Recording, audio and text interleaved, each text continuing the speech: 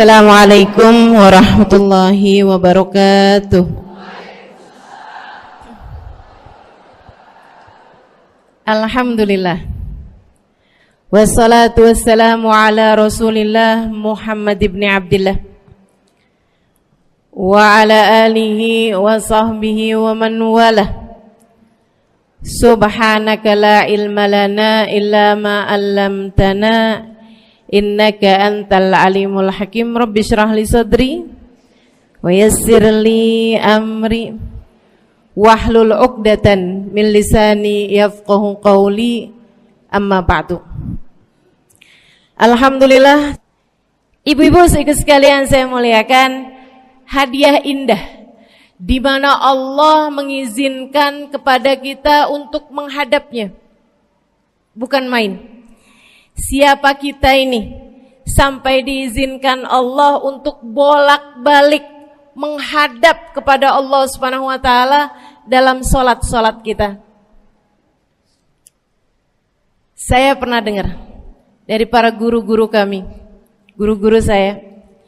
Mereka mengatakan di saat orang sholat, di saat kamu sholat, di saat saya sholat, bukan hanya karena saya mau sholat, kamu mau sholat, akan tetapi karena kamu dianggap mulia di mata Allah, sehingga Allah izinkan dirimu untuk menghadap padanya.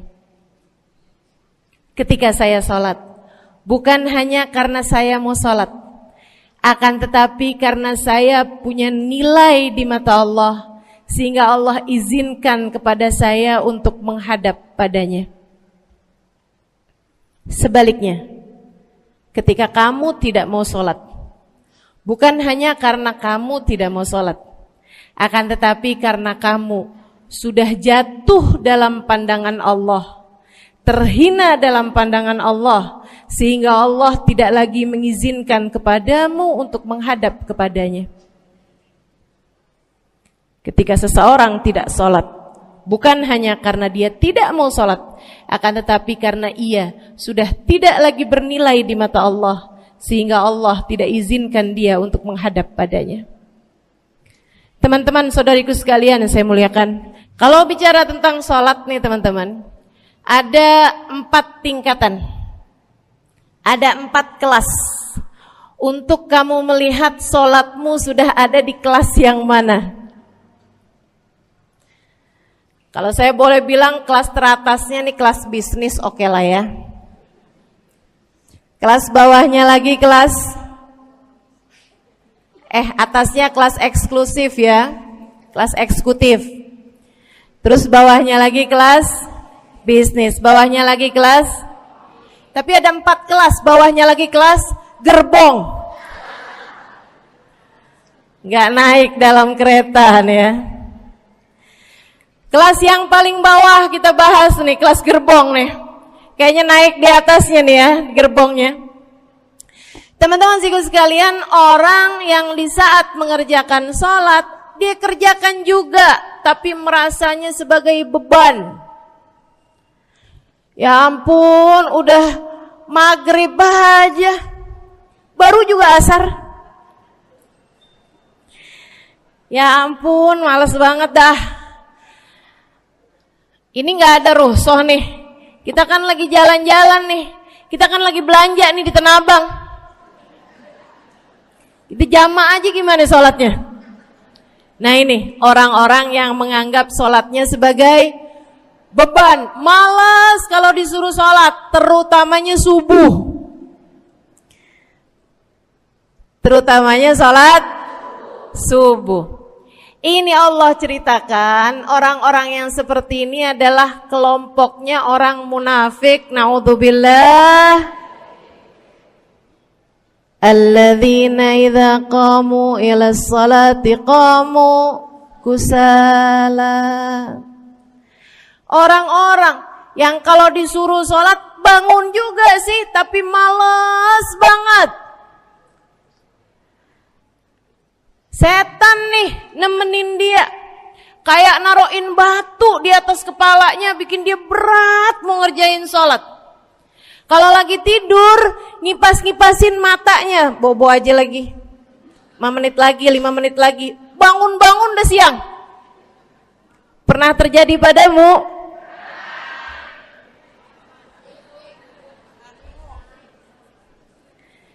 Jemur kunut. Bu, yang dijemur tuh jemuran aja, cucian aja. Jangan sampai jemur kunut. Kunutnya dijemur ya. Ketika ada seseorang yang disampaikan kepada Nabi Muhammad bahwasanya orang itu tidak bangun kecuali sesudah azan subuh, artinya enggak tahajud. Artinya enggak bangun di sepertiga malam terakhir, bangunnya sesudah azan subuh. Nabi mengatakan padanya tentang orang itu. Nabi bilang pada para sahabatnya, inna syaitan bala fi udhunih. Itu adalah orang yang telinganya dikencingin sama setan. Pada pernah dikencingin setan? Kalau bangunnya habis adzan tuh dikencingin setan. Kalau bangunnya udah terbit matahari dikencingin siapa kira-kira? Insyaallah.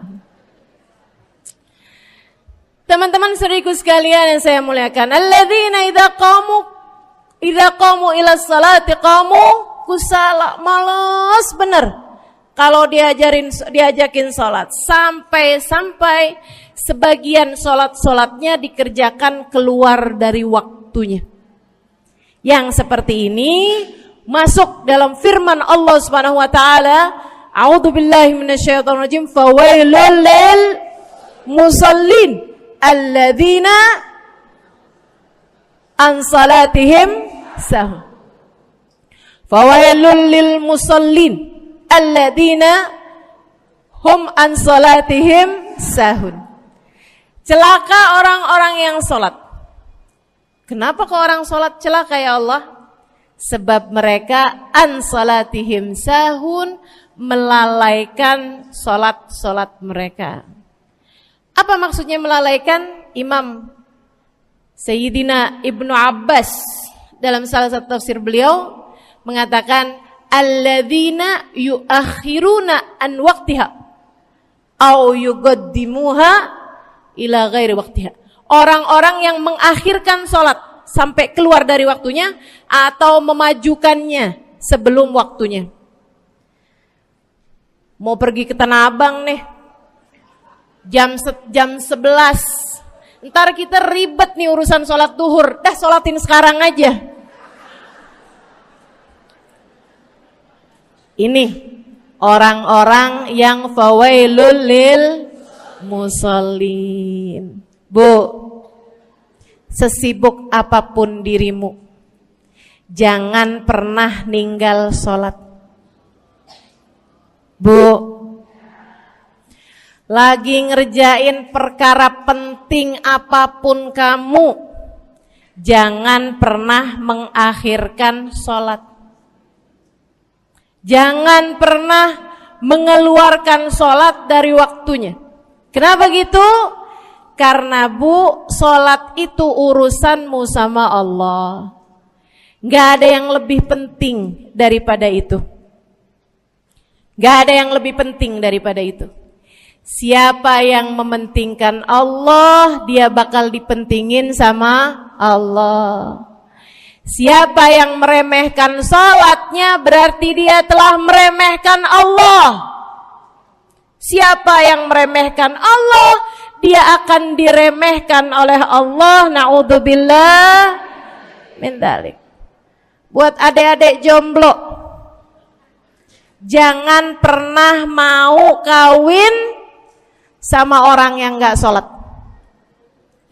Biarpun kamu udah nunggu cukup lama, kalau ada yang lamar kamu dan dia gak sholat, jangan mau bu. Dek, ibu-ibu juga, kalau ada yang janda di sini,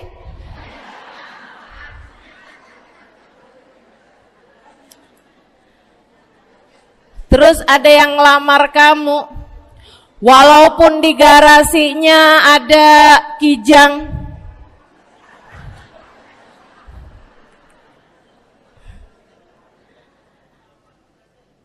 ada bebek, motor maksudnya ya, datang melamar kamu, jangan terima. Orang yang gak sholat, kamu jangan mau jadi istrinya. Kenapa? Saya kasih tahu ya, Allah aja dia tinggalin, apalagi kamu.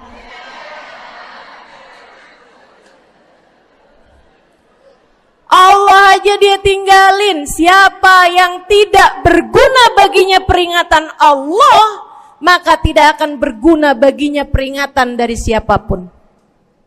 Tapi dia mencintai saya, Ustazah. Dia mencintai saya cinta mati katanya. Sekarang tungguin setahun 2 tahun, cintanya hilang, tinggal matinya. Tapi dia mencintai saya luar biasa, Ustazah. Dia tak sanggup hidup tanpa saya. Itu namanya cinta monyet. Tungguin 2 tahun, cintanya hilang, tinggal. Jangan temenan sama orang gak sholat. Dia telah jatuh di mata Allah. Maka kita pun belajar buat jadi orang-orang yang terus mendaki, terus meraih rahmatnya Allah, terus belajar buat jadi salah satu orang yang dipandang dengan rahmat oleh Allah Subhanahu wa taala. Salah satunya dengan cara kita memuliakan sholat. Kita menjaga sholat. Jagain sholatnya. Jangan masuk kelompok orang yang tadi itu sholatnya menjadi beban. Ini kelompok paling bawah nih. Naik ke kelas ekonomi.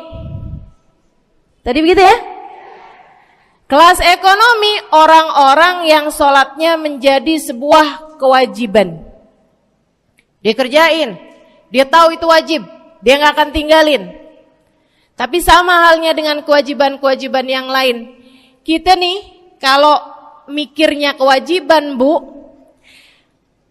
kalau gak diwajibin lagi seneng. Betul gak? Masih ada kayak beratnya gitu ngerjain sholat. Orang yang sholatnya dianggap sebagai kewajiban. Kayak anak-anak sekolah tuh, wajib pakai seragam, wajib ngerjain PR. Kalau 1 hari, besok enggak wajib pakai seragam. Ada enggak ya pakai seragam? Enggak ada. Enggak ada. Enggak ada yang besoknya dipakai seragam terus tanyain, "Kenapa kamu tetap pakai seragam?" Abisnya saya suka sama seragamnya. Enggak ada. Karena mereka menganggap pakai seragamnya adalah kewajiban. Sekolahnya sebagai kewajiban. Jadi giliran besok libur anak-anak, hore gitu. Ada orang-orang yang sholatnya dianggap sebagai kewajiban. Nggak ada yang nambah kalau kewajiban tuh. Sholat sunnah boro-boro, sholat wajib aja kalau bisa dibikin sesingkat mungkin akan dilaksanakan dengan cara yang sesingkat-singkatnya.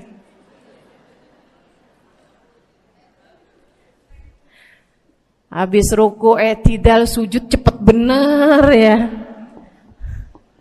Malaikat raqib sama malaikat atid nih udah tahu aja kalau dia sholat. Habis ghairil maghdubi alaihim waladdallin. Malaikat atid bilang sama malaikat raqib, kulhu, catat kulhu udah pasti.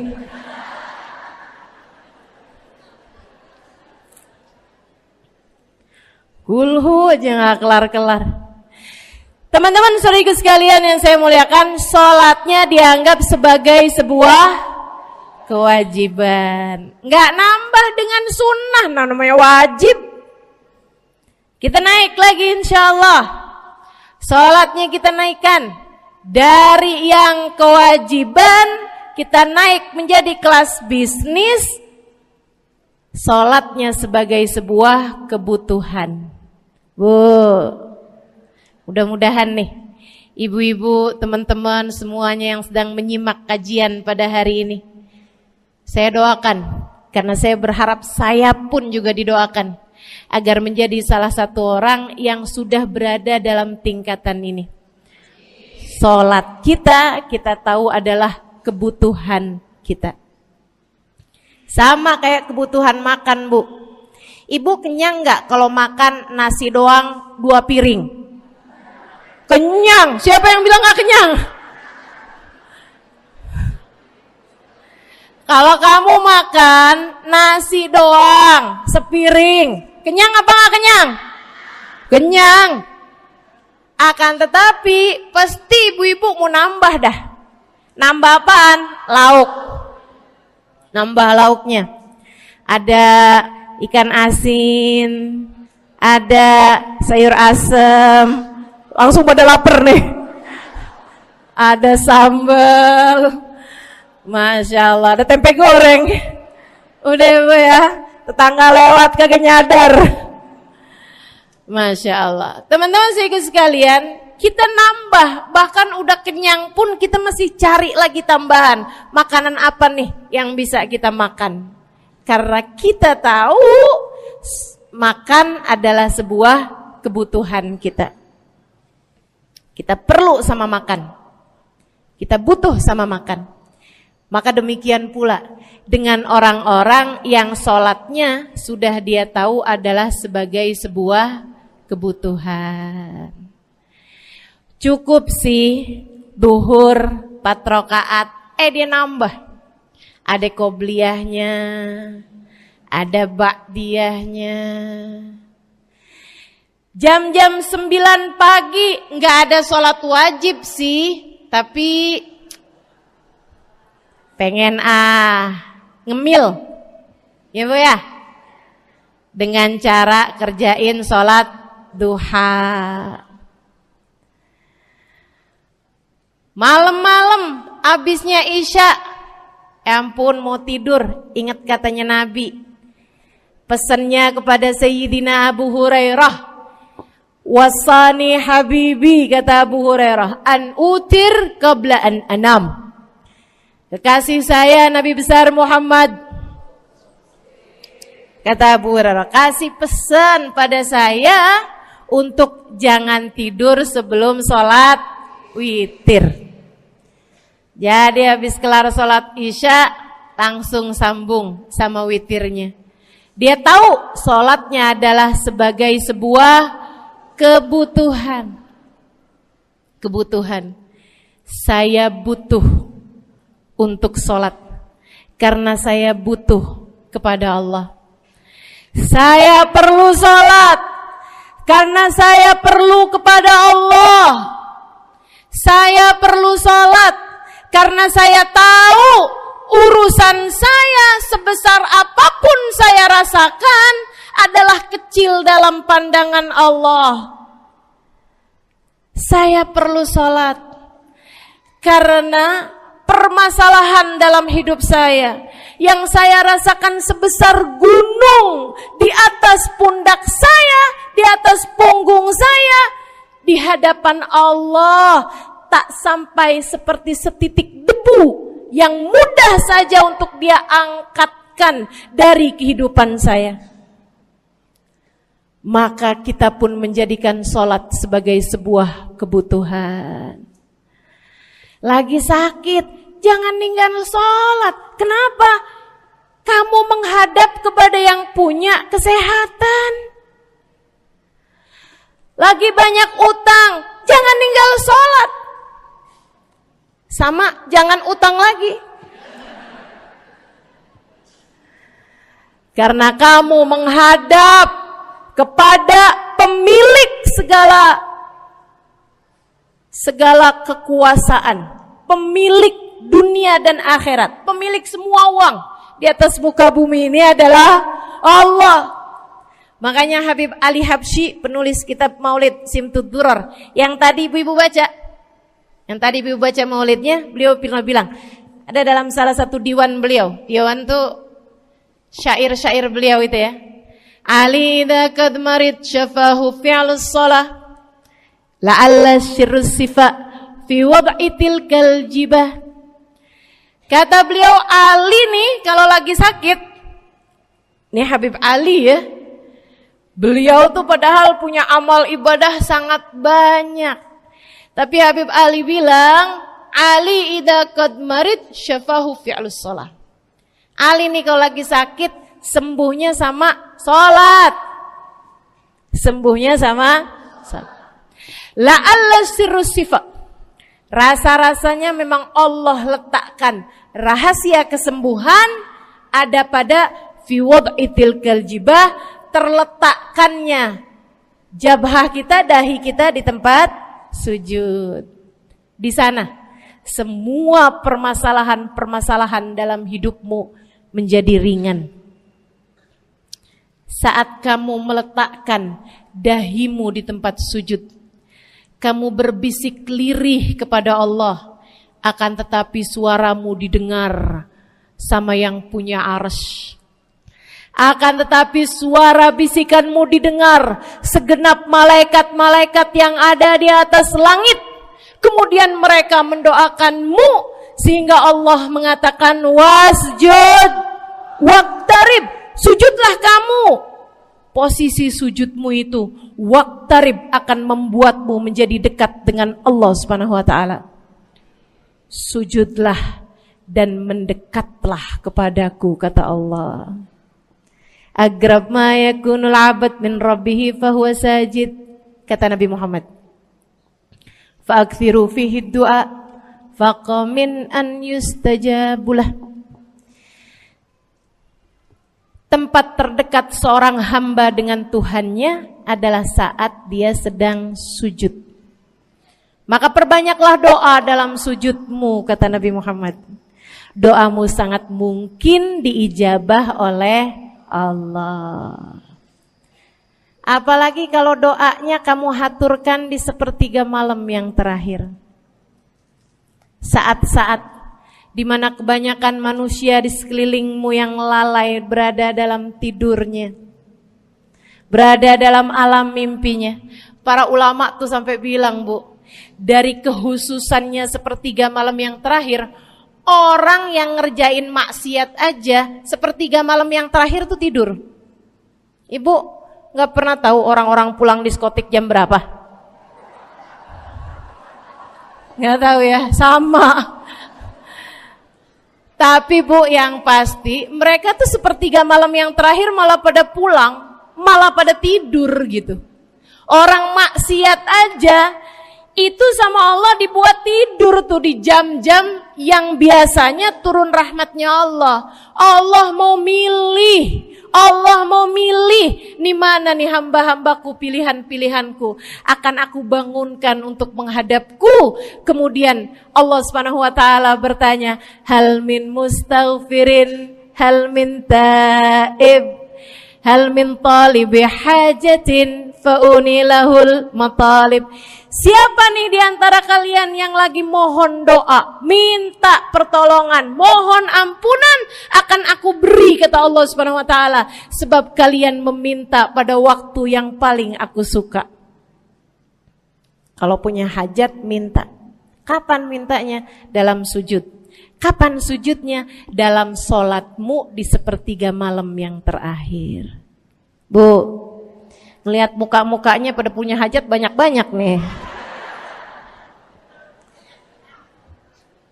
Gimana tahajudnya? Mudah-mudahan Allah jadikan kita salah satu di antara mereka yang menyibukkan diri di sepertiga malam yang terakhir, insyaallah. Sampai-sampai Bu ya, saya tinggal lama di kota Hadramut dulu. Orang-orang di Hadramut, orang awamnya, itu kalau mereka punya anak kecil umur 1 tahun, 2 tahun, 3 tahun tuh, punya anak bayi, balita gitu. Kalau mereka bangun di sepertiga malam yang terakhir, mereka akan membangunkan anak-anaknya walaupun buat main. Alasannya 2. Yang pertama, agar mereka terbiasa bangun di jam-jam segitu. Nantinya kalau besarnya mereka jadi udah kebiasaan bangun di jam segitu, gampang ngerjain tahajud.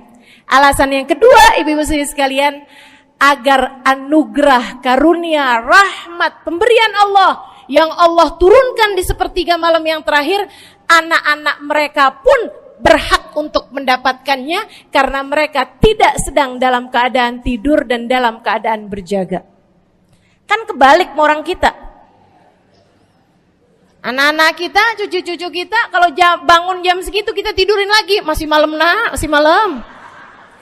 Mama masih ngantuk nak. Masya Allah. Ibu, saya punya ibunya guru saya. Saya punya guru salah satunya dan yang tercinta di hati saya, Sayyidil Habib Umar bin Hafid. Guru saya. Beliau punya ibu namanya Hubabah Zahra. Almarhumah, baru meninggal masa-masa deket pandemi. Ya Bu ya, baru aja beberapa tahun silam meninggalnya. Itu ibu-ibu sekalian punya anak kalau nggak salah 12. Kalau nggak salah 12 anak beliau. Laki-laki 5. Kalau saya nggak salah ya, mohon maaf kalau saya salah. Kemudian yang perempuan 7. Semuanya soleh-solehah. Semuanya Bu, jadi orang-orang yang luar biasa, yang terutamanya anak yang pertama yaitu Habib Ali Masyhur jadi mufti pada zamannya di Kota Tarim. Sampai wafatnya beliau masih sebagai mufti. Mufti itu Bu, permasalahannya umat semuanya ada di meja beliau untuk beliau selesaikan. Anak yang laki-laki yang paling kecil, Habib Umar bin Hafid, menjadi kita tahu semuanya ya, orang soleh, ulama, waliullah. Ibu-ibu sekalian, kita mau tahu nih, anak-anak soleh-solehah semacam itu ibunya kayak gimana gitu. Karena Bu, mohon maaf. Walaupun memang Nabi Nuh, nabinya udah soleh, anaknya gak soleh. Kan begitu ya? Ada juga sih, tapi secara mayoritasnya Bu, buah jatuhnya tak jauh dari emaknya begitu, anaknya kurang lebih begitu. Anaknya begitu, emaknya biar kita nggak lihat, kita udah bisa ngebayangin kayak apa orangnya. Ibu-ibu sekalian, nih anak-anaknya Hubabah Zahra, Masya Allah semuanya. Kita mau tahu ibunya kayak gimana. Satu cerita aja tentang Hubabah Zahra. Ibu-ibu sekalian, anaknya cerita, Hubabah Zahra, Umi, anak perempuannya, dia bilang seumur hidupnya gak pernah ninggal tahajud. Bu, dari awal balik sampai meninggal, tidak pernah meninggalkan tahajud. Jauh banget ya? Sama siapa? Tahajud semalam, seminggu libur. Kelakuan siapa tuh? Hubabah Zahra gak pernah ninggal tahajud kecuali satu malam. Satu malam itu beliau tuh lagi ada hajat besar, maksudnya lagi kayak ada acara pernikahan, kemudian beliau juga kelelahan, kecapean, baru tidurnya juga jam-jam 2, jam-jam mau jelang pagi Bu ya. Kelewatan tahajud. Bangun pas azan subuh. Ibu, beliau bangun dengan gemeteran. Beliau bangun dengan menggigil padahal enggak musim dingin. Beliau bangun, azan, innalillahi wa inna ilaihi rajiun. Azan, astagfirullah, ya Allah, astagfirullah, azan, ya Allah, ampuni Zahra ya Allah, ya Allah. Anaknya cerita, hari itu aku tidak pernah melihat ibuku berlelehan air mata sepanjang hari lebih daripada hari tersebut. Hari itu kami melihat ada seorang perempuan berlelehan air mata beristighfar memohon ampun kepada Allah karena satu malam dalam hidupnya beliau meninggalkan tahajudnya, teman-teman. Masya Allah, Masya Allah. Tiap kali makan ingat gitu, ya ampun tadi malam gak tahajud, samihni ya Rab, samihni ya Rab, sampai gak enak makan. Insya Allah, Insya Allah. Mudah-mudahan Allah jadikan keagungan sholat ada dalam hati kita. Sholat kita jadi kebutuhan, insya naik tingkat eksekutif, teman-teman. Tadi saya ulangin lagi dah, karena ibu-ibu kan suka rada lupaan. Kelas yang paling bawah, kelas apa tadi?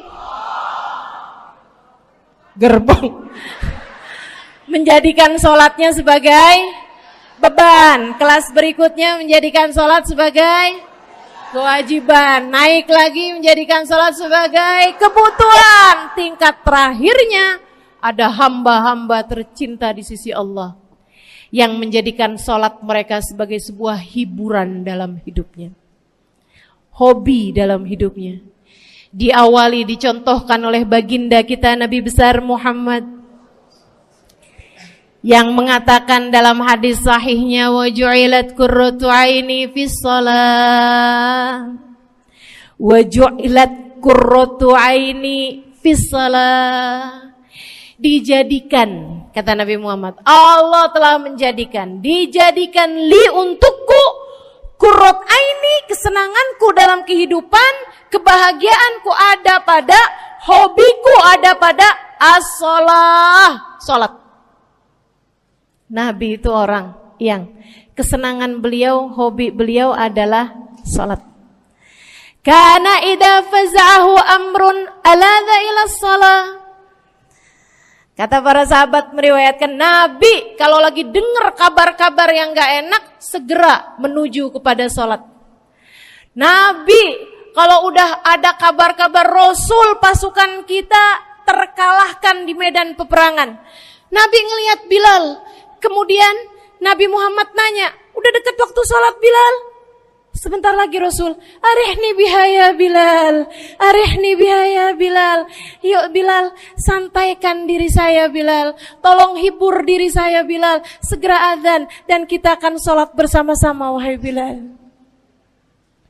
Kesenangan beliau, hobi beliau dalam sholat, dalam hidup adalah sholat.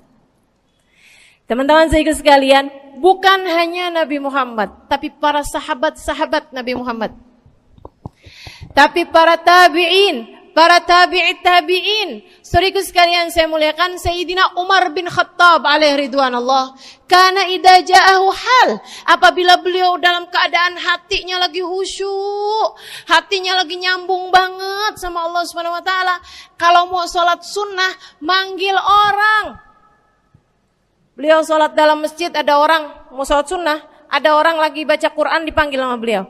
Kamu saya bayar ya, kamu duduk sebelah sini saya nih, baca Qurannya deketan saya sini, kamu saya bayar. Buat apaan wahai Sayyidina Umar?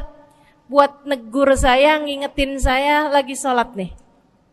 Oh gak usah dibayar Tuan. Yaudah kalau gitu kamu duduknya sebelah sini ya. Tugas saya apa Tuan? Kalau kamu lihat saya sholat berdirinya kelamaan, ingetin saya buat ruku. Kalau kamu lihat ruku saya kelamaan gak bangun-bangun, ingetin saya buat bangun. Kalau kamu lihat sujud saya kelamaan, ingetin saya buat duduk. Karena saya sekarang ini kalau lagi berdiri baca Al-Quran, lupa buat ruku. Dari nikmatnya bacaan Quran beliau. Baik Tuan, sholat, baca Fatihah, habis itu baca Quran. Surat Al-Quran, dapat selesai satu, kok masih enak, baca lagi, masih enak lagi, baca lagi. Yang sebelah beneran nih gak ruku-ruku. Beliau berdiri kemudian bilang, Tuan ruku, gak kedengeran. Beliau berdiri deketin telinganya, Tuan ruku, belum kedengeran juga. Ruku, Allahu Akbar. Sayyidina Umar bin Khattab. Tabi'in, Sayyidina Ali Zainal Abidin. Pernah lagi sholat, rumahnya kebakaran, teman-teman. Sholat sunnah di waktu malam, rumahnya kebakaran. Orang-orang pada teriak-teriak, Tuan Harik, nar, ya ibn binti Rasulillah, wahai anak dari cucunya Nabi Muhammad, Tuan, ada api di sekitarmu, Tuan, kebakaran, Tuan, kebakaran. Allahu Akbar. Sami Allahu liman hamidah, enggak lihat apa-apa. Habis selesai sholat baru lihat, kebakaran nih rupanya. Orang-orang pada bilang, kami sudah mengingatkanmu Tuan. Apa jawab beliau? Al-hadni an-narul kubro. Di depan saya ada api yang jauh lebih besar, api neraka. Saya enggak lihat api sekecil ini. Masya Allah. Saudaraku sekalian yang saya muliakan, para ulama Allah Subhanahu wa taala. Terakhir saya mau ceritakan Sayyidil Habib Abu Bakar As-Sakran, penulis Wirid Sakran. Kalau teman-teman pernah tahu, beliau saudaraku sekalian saya muliakan dapat julukan As-Sakran, orang yang mabuk. Karena mabuk kepada Allah Subhanahu wa taala. Beliau pernah satu waktu kena penyakit di punggungnya. Beliau kemudian tanya sama dokter, kata dokter, "Wah, ini nih penyakit mesti diangkat, mesti dioperasi." Ya udahlah, operasiin saya. Disuguhin 1 gelas khamr di waktu yang telah ditetapkan untuk jadi waktu operasi. Apa ini? Khamr, minuman keras. Zaman itu belum ada obat bius. Dia bilang, ini buat apa? Khamr ini Tuan, minuman keras ya, agar engkau enggak sadar. Jadi enak gitu kita ngoperasinya. Dia bilang, saya mau dengan kesehatan saya kepengen ngerjain taat kepada Allah, saya enggak mau. Saya dapetin kesehatan saya dengan cara mengerjakan yang diharamkan Allah, yaitu minuman keras. Saya enggak perlu ini. Waduh, kalau gitu enggak bisa dioperasi Tuan. Kenapa soalnya? Ya nanti kan kesakitan, nanti susah operasinya gitu. Oh gampang, kalau kalian pengen bikin saya enggak sadar, enggak perlu minuman keras. Terus gimana? Operasikan kalau saya sedang sholat. Maka mulailah, dokter-dokter udah pada siap. Beliau lagi sholat sunnah ya Bu ya, Allahu Akbar gitu. Mulai dokter buka baju belakangnya, mulai Bu digunting kulitnya, digergaji tulangnya. Beliau Bu mukanya meringis saja enggak. Beliau ruku, dokternya ikutan nungging. Beliau sujud, dokternya ikutan menunduk juga.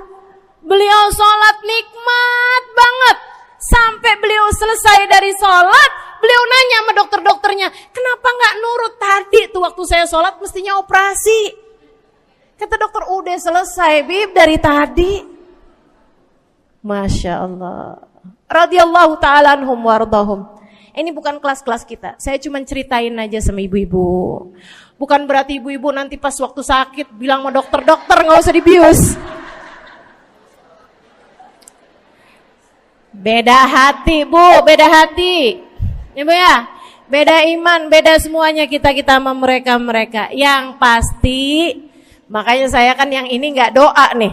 Pas yang kebutuhan tuh baru saya doa. Kenapa? Karena kayaknya tingkatan kita dah Bu ya.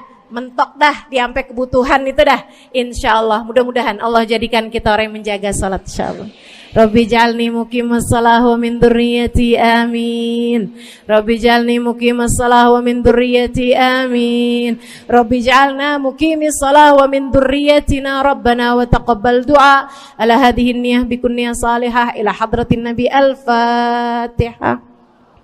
Syaitanir rajim. Bismillahirrahmanirrahim. Alhamdulillahirabbil alamin. Ar-Rahmanir-Rahim, Maliki Yaumiddin, Iyyaka na'budu wa iyyaka nasta'in. Ihdinas siratal mustaqim, siratal ladzina an'amta 'alaihim, ghairil maghdubi 'alaihim waladdallin. Amin. Taqabbalallah minna wa minkum, taqabbal ya karim. Sama-sama kita hormati, kita sayangi segenap keluarga besar dari Majelis Ta'lim Raudhatul Aliyah di bawah pimpinan Ibu Ayu Komaladewi Kita doakan semoga beliau beserta segenap keluarganya senantiasa dalam limpahan rahmat ridha Allah Subhanahu wa taala. Juga kita doakan Ustazah Nabilah Al-Haddad sebagai pengasuh di majelis ta'lim ini, sebagai pimpinan di majelis ta'lim ini, Bu Ayu dan Ustazah Nabilah sekeluarga semuanya insyaallah senantiasa dalam pandangan kasih sayang Allah SWT. Panjangkan umurnya, disehatkan badannya, dimudahkan urusannya, kabulkan hajatnya, semakin dicinta Allah SWT dan Rasulnya. Para ustadzah, para hubabah, para syarifah, para pimpinan pondok pesantren, para pimpinan majelis ta'lim, yang mudah-mudahan semuanya dalam limpahan rahmat ridha Allah SWT, serta tentu saja semua yang hadir di majelis ini, baik ibu-ibu, kakak-kakak, adik-adik, anak-anak, yang mudah-mudahan semuanya dirahmati Allah, disayang Allah, dibahagiakan Allah, diistiqomahkan jalannya menuju ridha Allah Subhanahu wa taala, insyaallah diistiqomahkan jalannya menuju surga Allah Subhanahu wa taala. Amin ya rabbal alamin. Qul amantu billah thumma istaqim, kata Nabi Muhammad sallallahu alaihi wasallam kepada seorang pemuda yang meminta nasihat. Ya Rasulullah, ausini, wahai Rasul, tolong nasihati aku. Kita kalau ketemu orang mulia jangan minta duit, Bu. Kita kalau datang ketemu sama orang-orang yang kita tahu doanya mustajab, sangat soleh, hidupnya baik, apalagi jika dia adalah kekasih-kekasih Allah Subhanahu wa taala. Kamu kalau berjumpa dengan ulama, jangan minta sesuatu yang duniawi. Tirulah para sahabat ketika berjumpa dengan Nabi Muhammad. Biasanya mereka meminta satu dari dua hal. Yang pertama, mereka minta doa. Ida'ili ya Rasulullah, doakan aku wahai Rasul. Ibu juga gitu. Kalau ketemu sama ulama, ketemu orang soleh, ketemu kiai, ketemu habib yang kita tahu doanya mustajab, bertemu hubabah, mintalah doa. Tapi jangan hanya sekedar urusan doa duniawi, Bu. Doa duniawi itu yang gimana, Ustazah? Doa yang kalau diijabah nggak akan manfaat begitu kamu masuk dalam alam kubur. Itu namanya doa duniawi. Ustazah, doakan saya biar saya cepat kebeli rumah. Bu, kalau mati rumahnya dibawa gak? Ustazah, doakan saya kepengen beli HP baru. Dibawa gak HP-nya? Enggak. Itu namanya doa duniawi.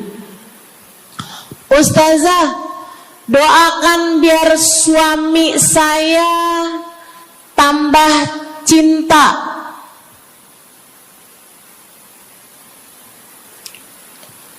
Kalau mati suaminya dibawa gak Bu?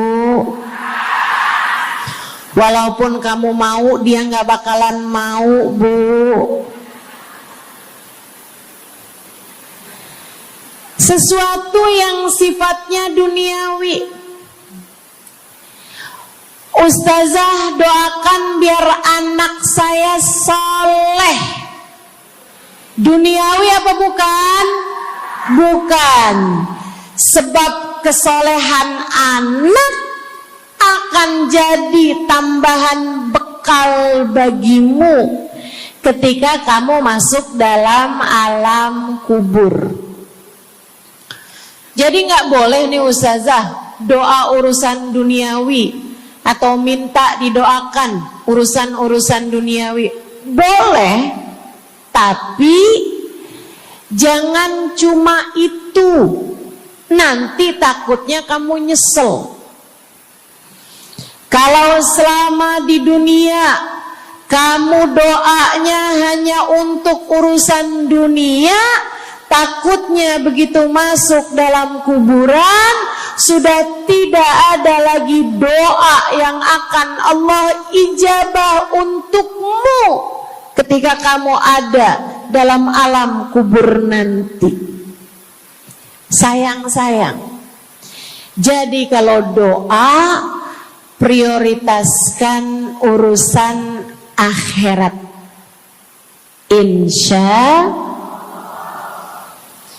saya berasa banget jadi orang yang sering dimintain doa sekaligus juga sering minta doa. Saya kalau ketemu orang soleh, ketemu habaib, ketemu hubabah, saya akan minta doa, nggak pernah minta duit saya.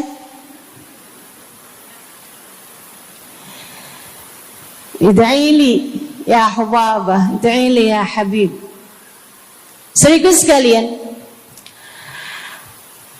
sebagai orang yang sering juga dimintain doa, Ustazah doakan saya. Banyak tuh.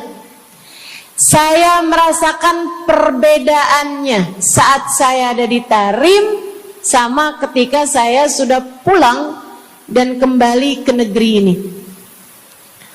Waktu saya di Tarim, orang kalau minta doa sama saya, usik berdoa, tolong ya doain saya. Saya suka tanya, doa apa? Selalu aja, hampir semuanya mengatakan hal yang sama. Ida'ili bihusnil khatimah. Doakan saya biar husnul khatimah.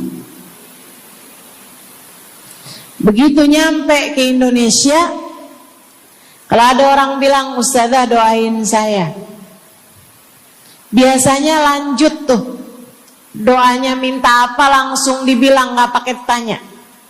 Ustazah doain saya biar utang cepat lunas. Ustazah doain saya biar cepat dapat jodoh. Ustazah doain saya biar jadi orang kaya. Ustazah doain saya biar suami nggak mendua. Ya Allah, ternyata kebanyakan orang kita kalau minta doa seringnya urusan duniawi. Bukan berarti nggak boleh, boleh aja sih. Cuman takutnya begitu kamu mati nyesel kalau semua doamu selama ini adalah sesuatu yang tidak ikut kamu bawa ketika kamu mati. Kalau kita lihat para sahabat, ketika mereka berjumpa dengan Nabi Muhammad, selalu saja banyak di antara mereka yang minta doa. Nabi pernah tanya, doanya apa? Macem-macem jawaban para sahabat. Ada yang begini, Harithah menjawab, ida'ili an yarzuqani Allah asyhada fi sabilih. Rasul, doakan saya biar saya dikaruniai mati syahid di jalan Allah. Ada lagi yang lain doanya, ya Rasulullah, id'ili an yarzuqani Allah murafaqatan bika ya Rasulullah. Doakan biar saya nanti di masa sesudah kematian saya, di masa akhirat nanti bisa mendampingimu wahai Rasulullah, bisa berjumpa denganmu wahai Rasul, bisa ada dalam rombonganmu wahai Rasulullah. Doa-doa yang sangat ukhrawi, doa-doa yang sangat akhirat, karena mereka sudah faham tujuan hidup sesungguhnya adalah mencari ridha Allah Subhanahu wa ta'ala. Tujuan hidup sesungguhnya adalah bergerak menuju surga Allah Subhanahu wa ta'ala. Tujuan hidup sesungguhnya adalah berpulang kepada Allah dalam keadaan Allah ridha kepada kita. Sahabat tuh minta didoakan, sama yang kedua minta nasihat. Kita juga nyontoh, kalau ketemu orang soleh, kalau ketemu ulama, kalau ketemu habaib, ketemu kiai, ketemu bunyai, ketemu hubabah, ketemu ustadzah, ketemu ustadz, minta nasihat. Selain daripada minta doa, mintalah nasihat. Hal ini dicontohkan oleh para sahabat kepada Nabi Muhammad. Datang seorang pemuda berjumpa Nabi Muhammad sallallahu alaihi wasallam. Kemudian bertanya, ya Rasulullah, ausini, wahai Rasulullah, berikanlah nasihat kepadaku ini. Nabi Muhammad tersenyum, senang, bangga, karena mengerti bahwa umatnya faham apa yang harus diminta dari nabinya. Nabi berkata kepadanya, qul amantu billah thumma istaqim. Kata Nabi Muhammad, ucapkanlah, aku beriman kepada Allah, kemudian istiqomahlah kamu di jalan Allah. Nasihat Nabi Muhammad buat pemuda tersebut, nasihat Nabi Muhammad buat pemuda-pemuda umatnya sepanjang zaman. Nasihat Nabi Muhammad buat umatnya, baik yang muda maupun yang tua, baik laki-laki maupun perempuan, baik yang pintar maupun yang kurang pintar. Semua umatnya dinasehati sama Nabi Muhammad. Karenanya akan saya sampaikan hal ini kepadamu hari ini. Quli, ucapkanlah, amantu billah, aku beriman kepada Allah.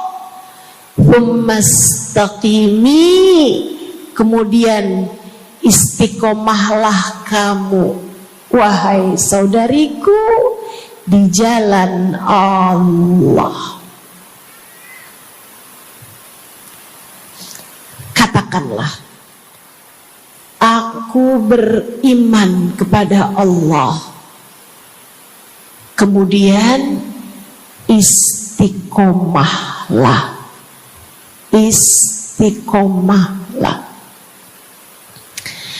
Nasihat yang sangat indah dari baginda kita Nabi besar Muhammad, yang Allah karuniakan kepadanya jawami'al kalim,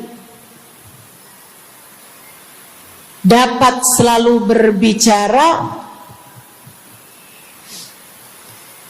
dengan kata-kata yang ringkas tapi padat. Nabi itu ucapannya ringkas tapi padat. Nggak kayak saya, Bu, udahlah panjang dan ya, mudah-mudahan Allah jadikan ucapan-ucapan kita jadi kalimat-kalimat yang akan membawa kita menuju surga. Jadi ucapan-ucapan yang akan bawa kita menuju ridha Allah Subhanahu wa taala. Ibu-ibu, kita sama-sama belajar biar kalau ngomong itu enggak panjang-panjang, akan tetapi bermutu, berkualitas.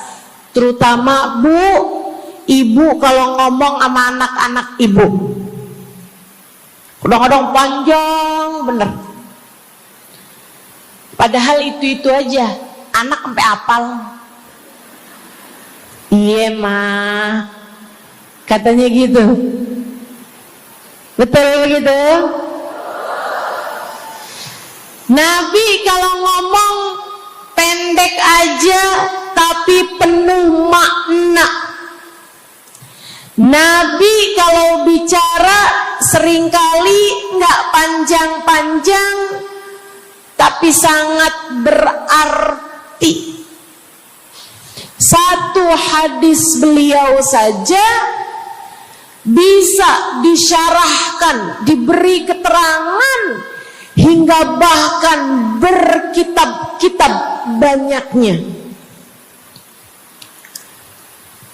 Ibu-ibu sekalian, salah satu dari ucapan ringkasnya Nabi Muhammad, amantu billah, kata Nabi, qul amantu billah, tsumastaqim, ucapkanlah, aku beriman kepada Allah, kemudian istiqomahlah di jalan Allah. Apa itu istiqomah? Lurus, jangan belok-belok. Lurus, jalan terus. Jalannya adalah jalan yang lurus. Itu yang selalu kita minta dalam tiap rakaat sholat kita. Kita berdoa kepada Allah, ihdinas siratal, ya Allah, tempuhkanlah untuk hidup kami ini jalanmu yang lurus. Sama kayak kamu lagi bilang, ya Allah, karuniakanlah dalam kehidupan kami keistiqomahan di jalanmu ya Allah. Kamu selalu minta istiqomah 17 kali sekurangnya tiap hari. Betapa sangat pentingnya istiqomah ini, saudaraku sekalian. berada dalam jalan yang lurus. Saya mau bahas jalan lurus yang dimaksud ini apa aja. 1, kamu harus lurus imannya. Amantu billah, aku beriman kepada Allah. Kata Nabi Muhammad sallallahu alaihi wasallam, "Qul amantu billah," ucapkanlah, aku beriman kepada Allah. Maka istiqomah tersebut yang nomor 1 adalah dalam urusan keimanan. Bu, Kak, Dek, Nak, yang lurus imanmu. Iman yang lurus tuh yang gimana, Ustazah? Iman yang lurus adalah memahami 2 kalimat syahadat yang menjadi pintu gerbang keimananmu. Orang kalau masuk Islam, dia jadi orang yang beriman, dia mengucapkan kalimat syahadat. Apa itu? La ilaha illallah. Yang pertama. Yang kedua, Muhammad Rasulullah. Tidak ada Tuhan selain Allah. Itu harus kamu miliki dalam hatimu secara lurus, istiqomah. Gak ada Tuhan selain Allah. Jangan hari ini Tuhannya Allah, besoknya Tuhannya duit. Apapun aja yang disuruh sama duit, yang ada duitnya, yang haram-haram pun diterjang. Lah kenapa begitu? Saudaraku sekalian, qul amantu billah, ucapkan, aku beriman kepada Allah, aku faham arti la ilaha illallah. Tidak ada Tuhan selain Allah. Tidak ada yang mengatur kehidupan selain Allah. Tidak ada yang memberi rezeki selain Allah. Maka berimanlah kepada Allah. Kalau ada istri bilang sama suaminya, kalau kamu nanti pulang bawa duit, ahlan wa sahlan, selamat datang. Tapi kalau kamu pulang nanti nggak bawa duit, silakan tidur di luar.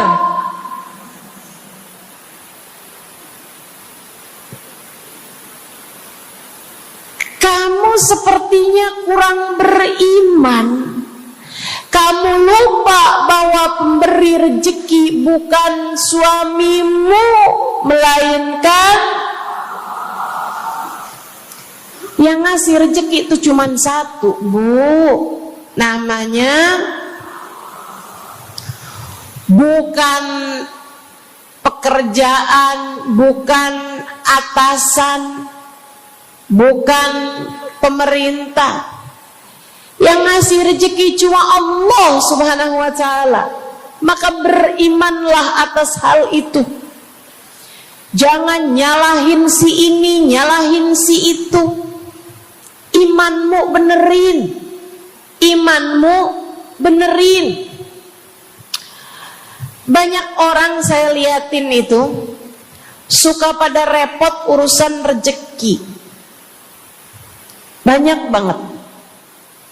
Di dunia ini nih banyak yang suka repot urusan rezeki. ngejar dunia abis-abisan, ngejar duit segala macam cara, sampai omongannya nggak jadi omongan orang beriman. Waktu dibilangin jangan nyari rejeki yang haram, cari rejeki yang halal. Jangan berani ngambil yang bukan hakmu. Dia bilang begini nih, ya ustazah nggak tahu zaman sekarang, jangankan nyari yang halal, nyari yang haram juga susah saja.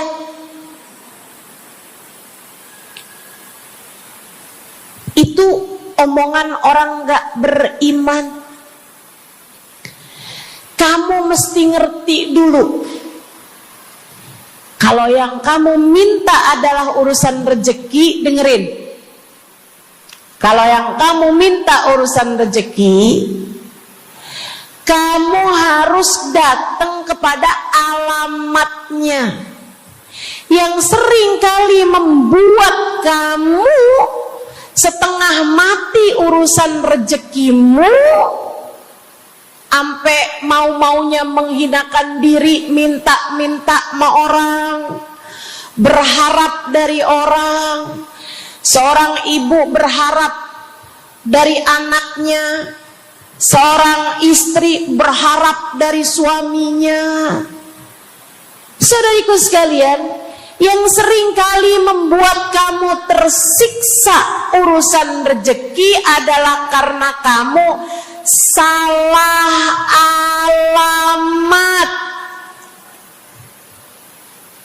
Kamu salah alamat. Kamu sedang tersesat jalan. Kamu sedang salah arah. Makanya jadinya kemana-mana kamu nggak nemu. Orang alamatnya aja salah. Ini kalau kamu mau ke Kubah Mas, tapi kamu perginya ke Taman Mini, nyampe apa nggak nyampe? Dapat apa nggak majelisnya? Nggak dapat. Kenapa? Salah alamat. Yang dicari Kubah Mas, kamu perginya ke Keong Mas. Nggak nyampe, nggak dapat.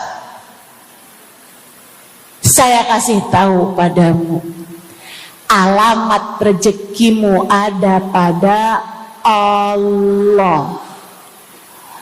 Alamat rezekimu ada pada Allah. Alamat rezekimu ada pada Allah. Maka berimanlah kepadanya, fahamilah arti la ilaha illallah. Tidak ada Tuhan kecuali Allah.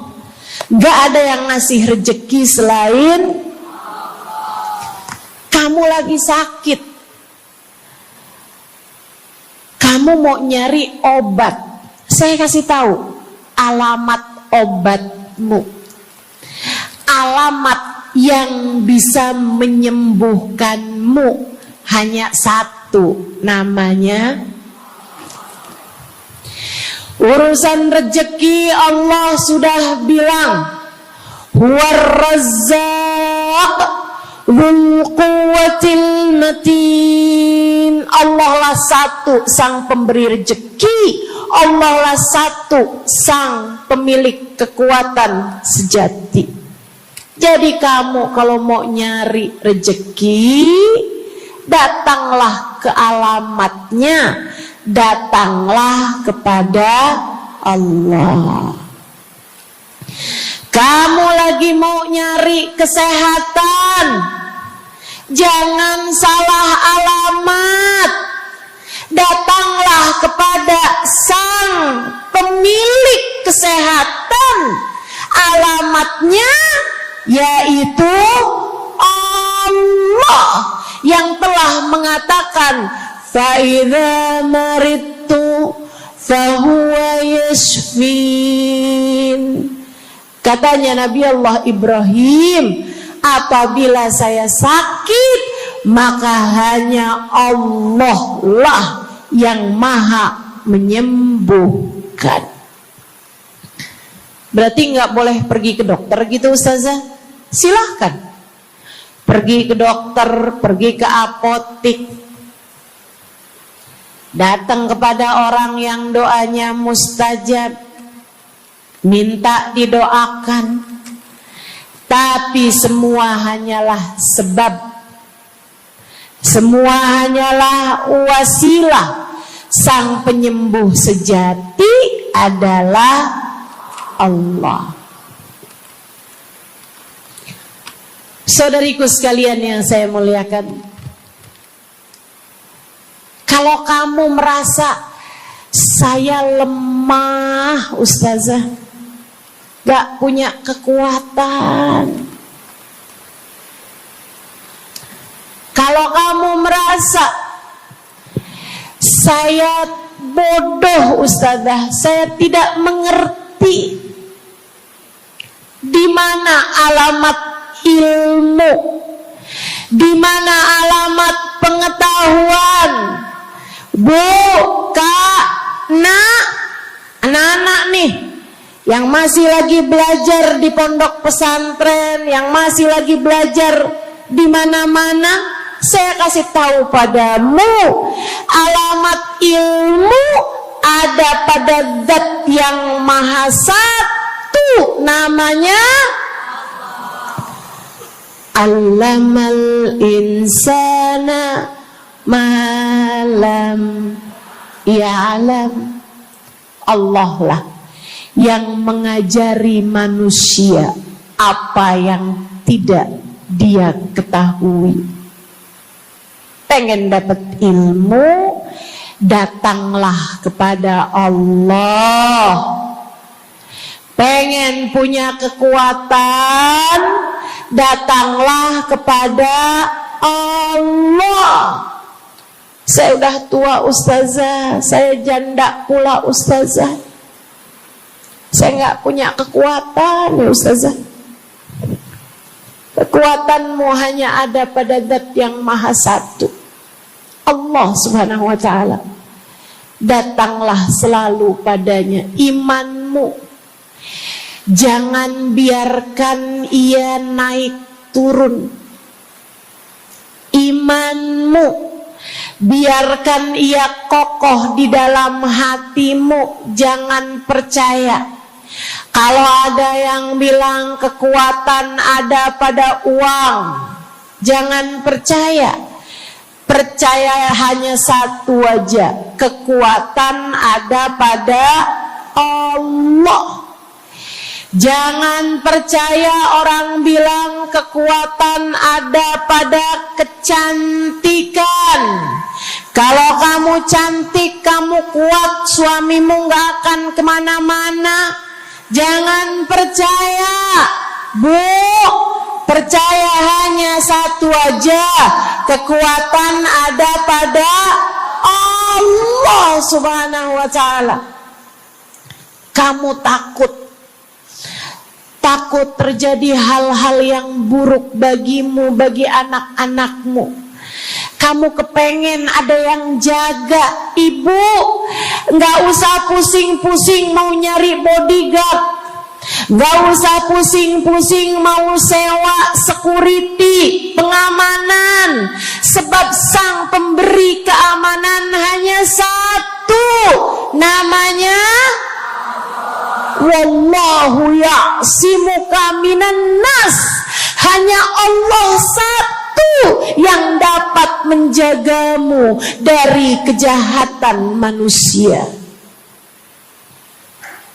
Qul a'udzu birabbin nas. Katakanlah, aku berlindung kepada sang penjaga manusia, sang pemelihara manusia, sang pengasuh manusia, Allah Subhanahu wa ta'ala. Berimanlah padanya, istiqomahlah. Bu, gak ada yang bisa bikin orang meninggal selain Allah. Gak ada. Tapi dia ditabrak orang, Ustazah. Kalau gak ditabrak dia gak bakalan mati. Kamu kebalik. Justru karena dia harus mati, Allah jadikan dia ditabrak. Jelas? Ini imannya mesti yang benar nih. Jangan kamu kira ini ada dokter malpraktek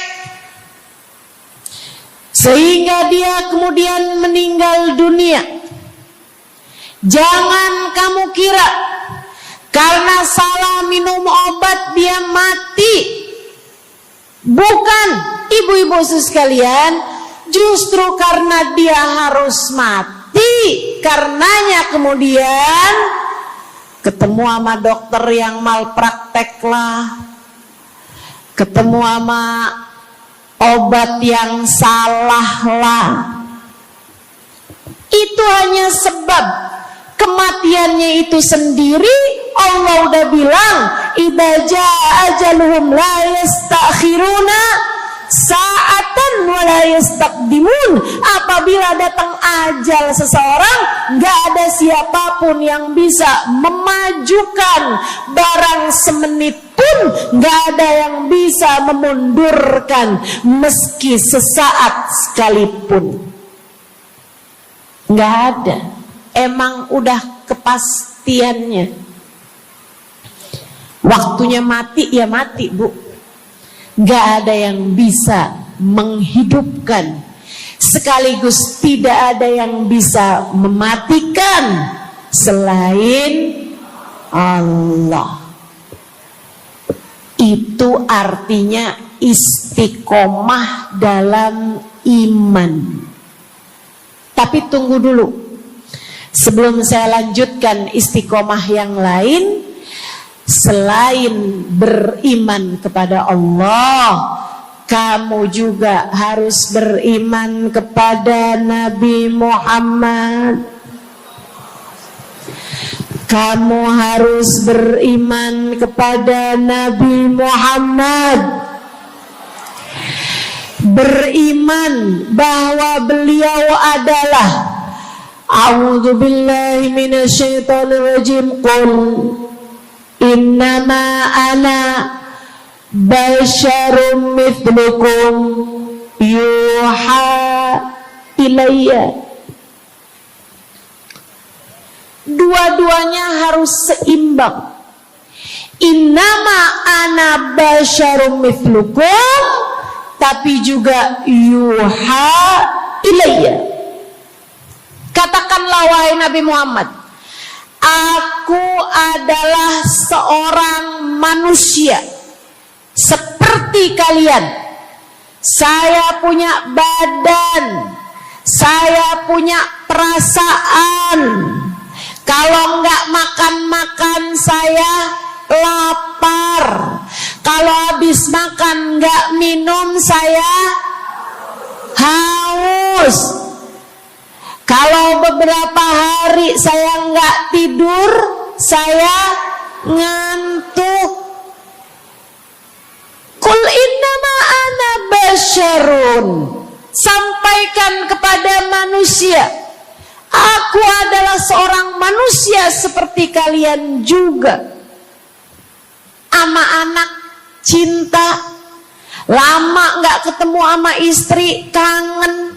Katakan wahai Nabi Muhammad, ana basyarum mithlukum, saya manusia seperti kalian juga. Kalau ada yang disayang kemudian meninggal, sedih. Karena Nabi adalah seorang manusia. Tapi tunggu dulu, beliau tidak hanya sekedar manusia, Itu adalah satu sisi kehidupan Nabi Muhammad.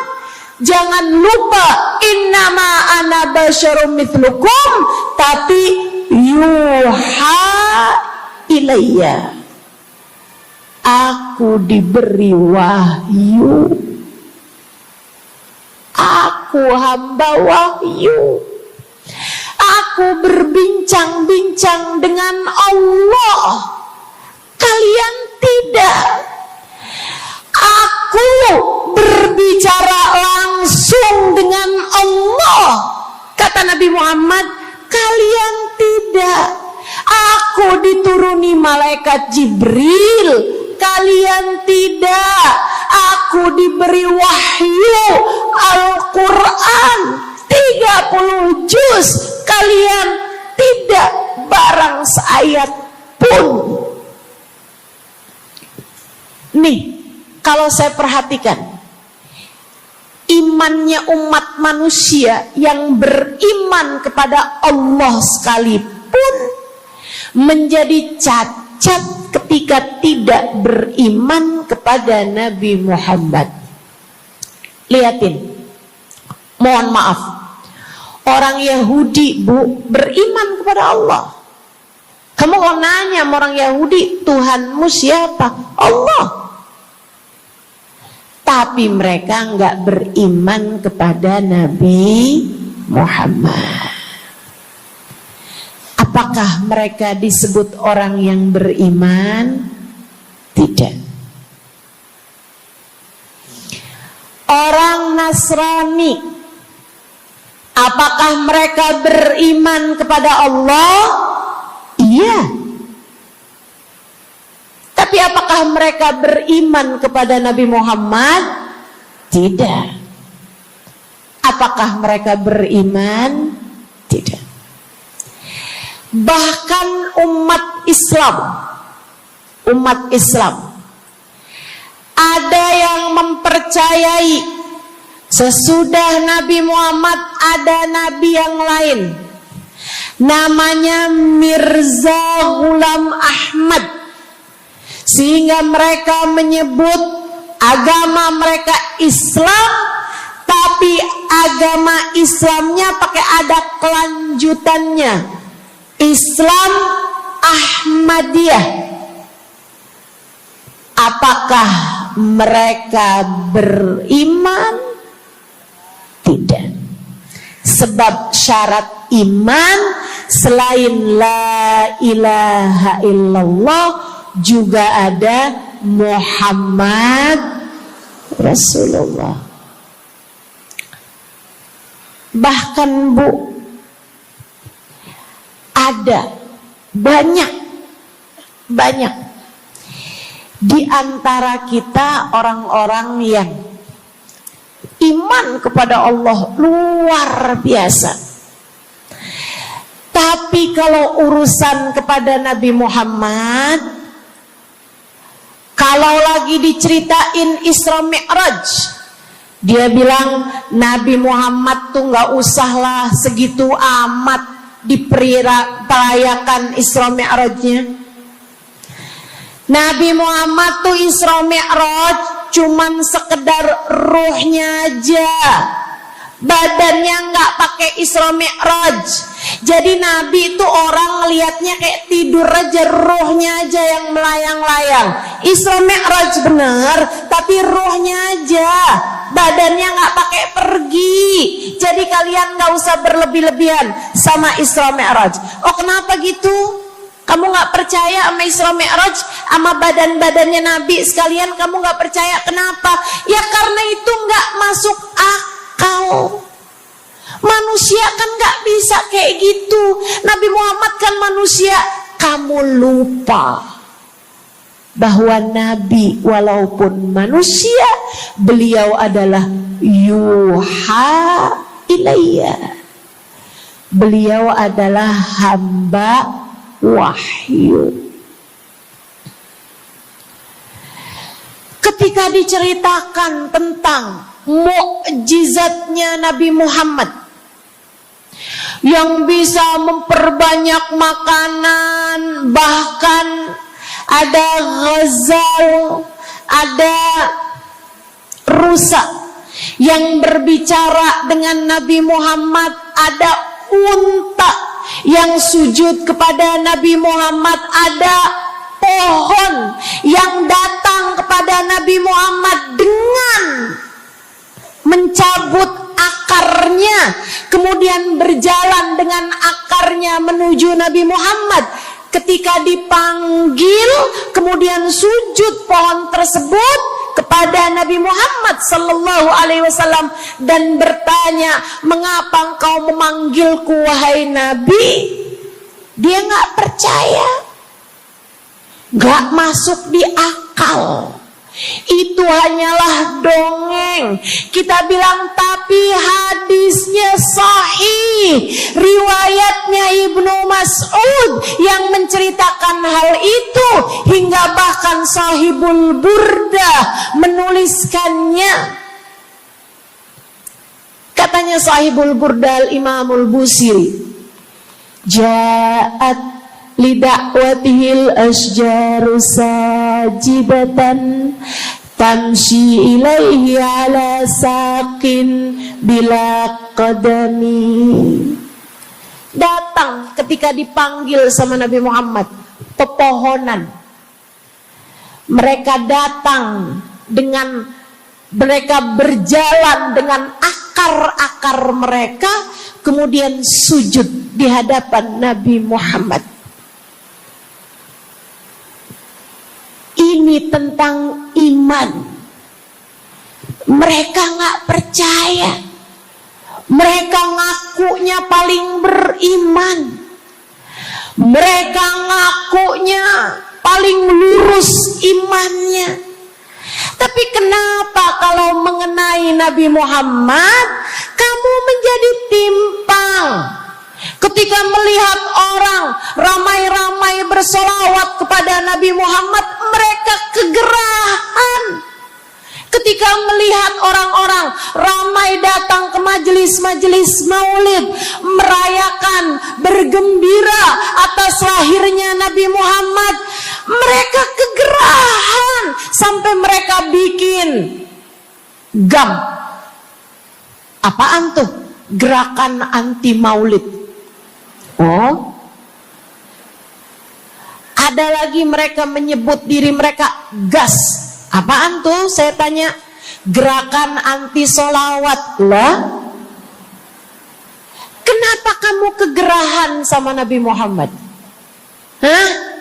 Kenapa kamu ngerasa kayak takut banget umat begitu cinta sama Nabi Muhammad? Ada apa denganmu? Kamu lupa Nabi Muhammad memang manusia, tapi qul innama ana basyarum mithlukum yuha ilayya. Jangan pernah pisahkan Nabi, meskipun beliau seorang manusia seperti kita, tapi beliau adalah hamba wahyu. Beliau adalah hamba wahyu. Kamu gerah banget orang bersolawat sama Nabi Muhammad. Ada masalah apa sama kamu? Kamu gerah banget orang baca maulid Nabi Muhammad.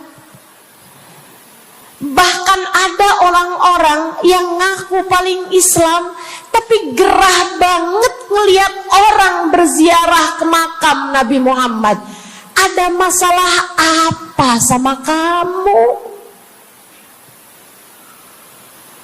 Yang bermasalah bukan kami umat Nabi Muhammad. Yang bermasalah adalah imanmu. Sebab ketika kita diminta beriman kepada Nabi Muhammad, jangan hanya fokus kepada kemanusiaan Nabi Muhammad, fokuslah pula kepada beliau sebagai hamba wahyu. Saudaraku sekalian yang saya muliakan, istiqomah dalam iman. Beriman kepada Allah, beriman kepada Rasulullah. Cinta kepada Allah, cinta kepada Rasulullah.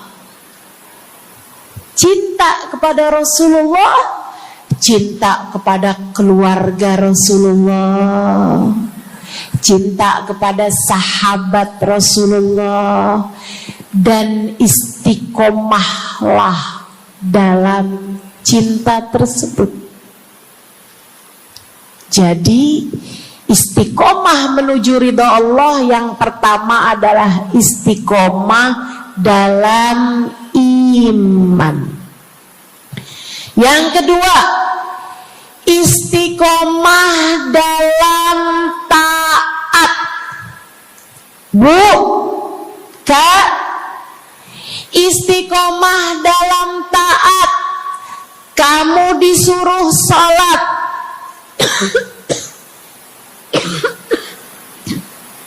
istiqomahlah.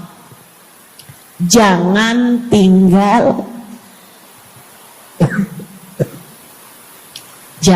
tinggal sholat.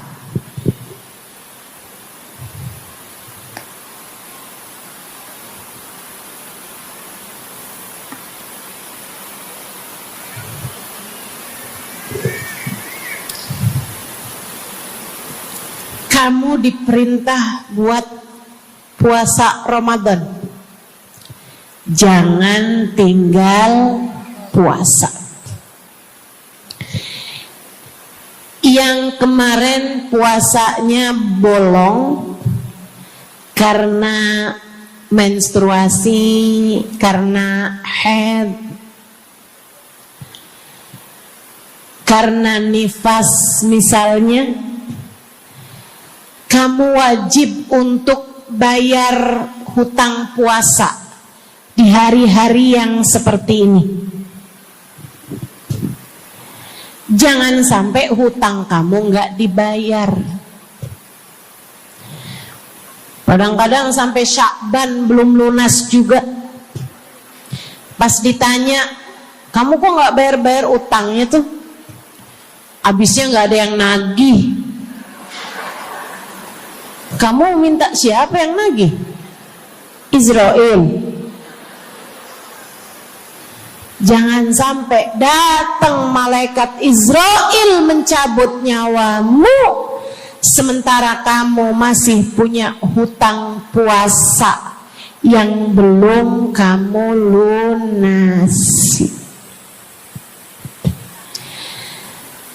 Kamu diperintah Allah buat taat.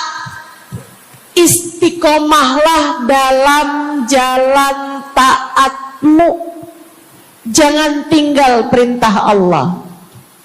Dek, kalau kamu dilamar sama laki-laki yang gak sholat, jangan mau. Tapi dia baik, Ustazah. Baik menurut siapa?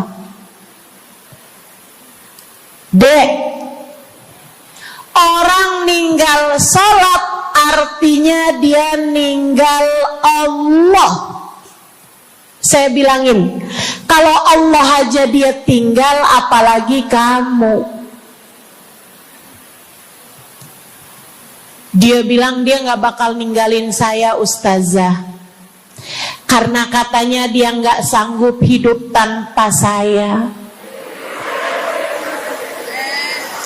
Dek, jangan percaya. Jangan percaya. Allah aja dia tinggalin loh, apalagi kamu. Apalagi kamu. Orang yang, kata para ulama nih Bu,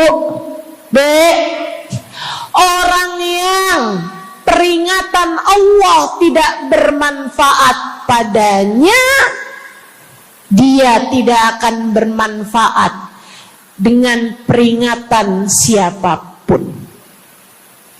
Kalau lagi cinta sih dia bisa ngomong apa aja. Tetapi percayalah, yang bisa